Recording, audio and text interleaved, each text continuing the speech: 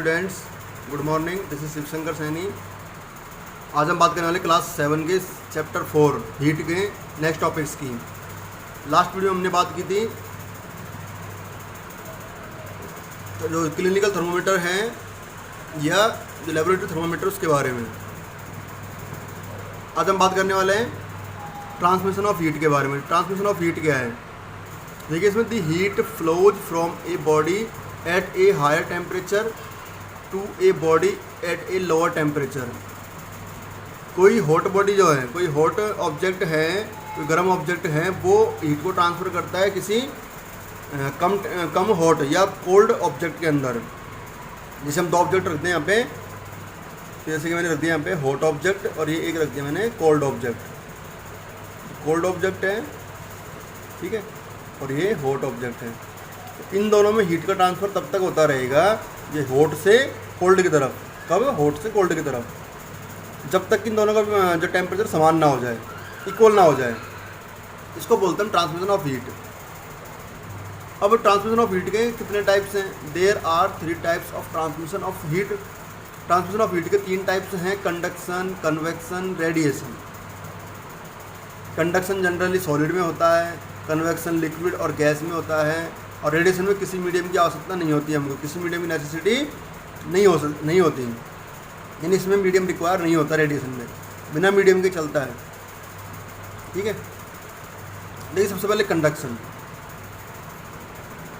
इसको स्क्रीनशॉट करके नोट करते रहना।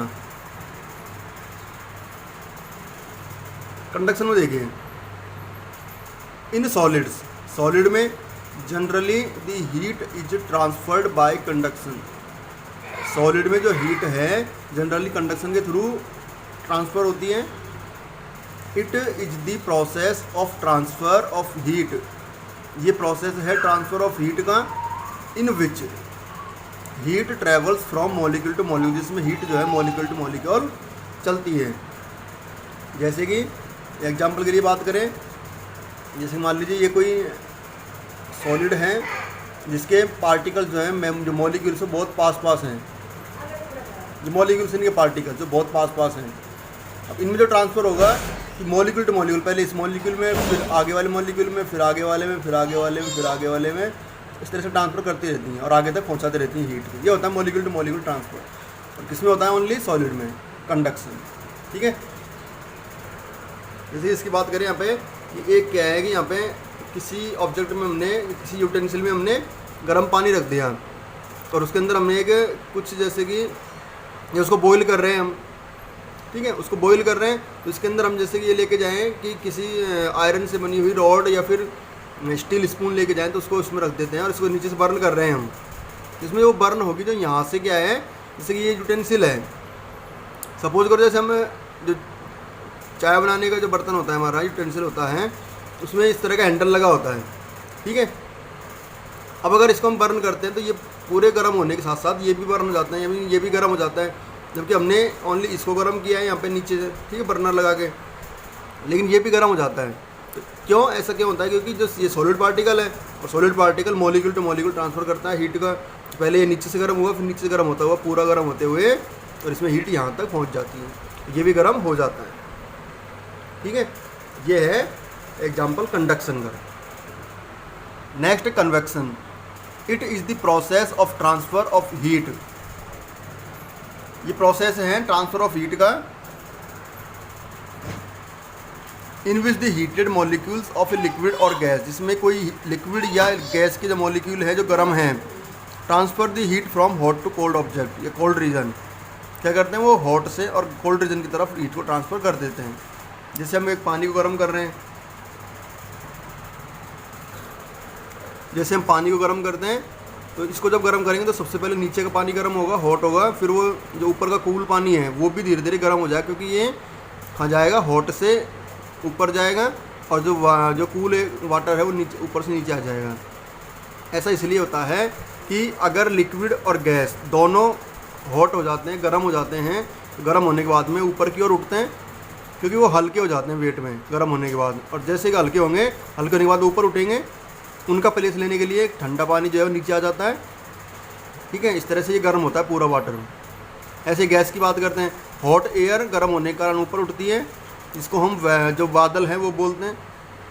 ठीक, जनरली जो क्लाउड्स का फॉर्मेशन होता है वो कन्वेक्शन के थ्रू ही होता है, यानी इसमें जो गर्म एयर है वो उठ करके ऊपर जाएगी और उसका प्लेस लेगी कूल एयर, यानी कूल एयर वहाँ से नीचे आ जाएगी। तो इस तरह से ये एयर भी गर्म हो जाती है हॉट एयर से कूल एयर की तरफ, हॉट एयर से कूल एयर की तरफ। नेक्स्ट है रेडिएशन।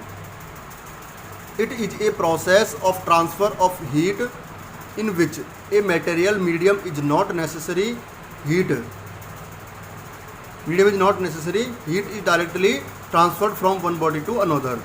यानी इस टाइप के कंडक्शन में, सॉरी इस टाइप के ट्रांसफ़र में, इस टाइप के ट्रांसफ़र ऑफ हीट में हमको मीडियम की आवश्यकता नहीं होती है, ओनली हीट क्या डायरेक्टली ट्रांसफ़र होती है एक बॉडी से दूसरी बॉडी में।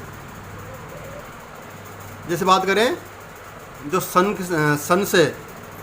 से जो लाइट आती है, जो हीट आती है, वो अर्थ पर किसकी हेल्प से आती है? रेडिएशन की हेल्प से आती है।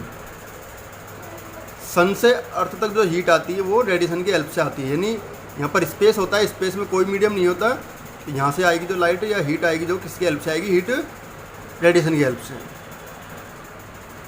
नेक्स्ट बात करते हैं कंडक्टर्स एंड इंसुलेटर्स क्या होते हैं।